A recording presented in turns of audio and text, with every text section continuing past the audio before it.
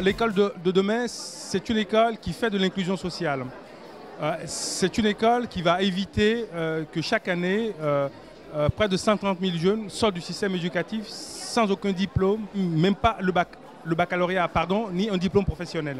Donc l'éducation et l'école de demain ne pourra se faire que si elle tient compte de l'expertise de ces acteurs-là, associatifs, collectivités, parents d'élèves aussi. Donc il faut capitaliser l'ensemble des expériences de ces acteurs-là et les intégrer dans les choix qui sont faits pour l'école de demain. Alors les objectifs étaient de pouvoir échanger avec un ensemble de partenaires, donc l'éducation nationale, les différentes collectivités, les établissements scolaires. On a également eu des directeurs d'écoles élémentaires, des directeurs de collèges. Donc le but étant d'échanger sur plusieurs thématiques. La matinée était consacrée à une plénière sur les zones d'éducation prioritaire, donc qui a conduit un certain nombre de professionnels à traiter de cette thématique sous l'angle institutionnel mais également sociologique. Ce qui a été, je pense, la plus-value de cette matinée. S'en est suivi l'après-midi des ateliers thématiques sur la parentalité, le décrochage et l'absentéisme scolaire ou encore l'orientation professionnelle. Ça, j'ai passé.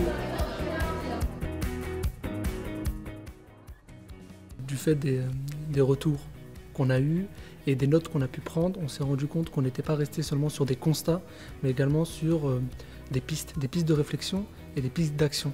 C'était vraiment le but de cette journée et pas que cette journée reste lettre morte. Voilà. C'est un peu le but de ce colloque qui sont organisés tous les 2 ans.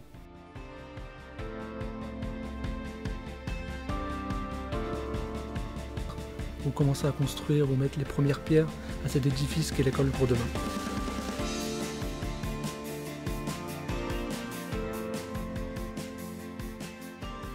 Cette journée se termine par la projection d'un documentaire sur le Bondi Blog. Donc l'intitulé exact est le Bondi Blog Portrait de famille.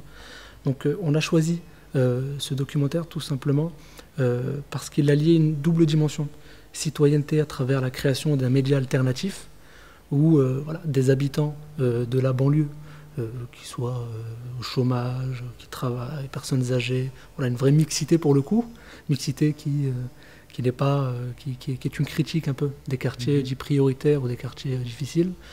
Et l'autre dimension, c'est la dimension formation, à travers la création d'une prépa égalité des chances, qui a permis à un certain nombre de jeunes d'accéder à des écoles prestigieuses, telles que l'école supérieure de journalistes de Lille.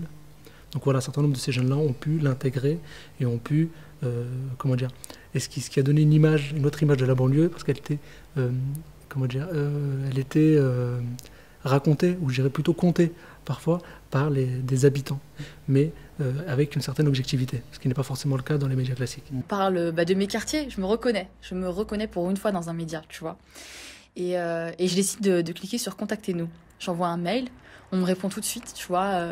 Donc j'explique que j'aimerais bien intégrer le Bondi Blog. Tu vois, je sais pas comment ça se passait, je sais pas si c'était un local, il y avait des gens derrière, si c'était un truc où il fallait ramener un CV, une lettre de motivation.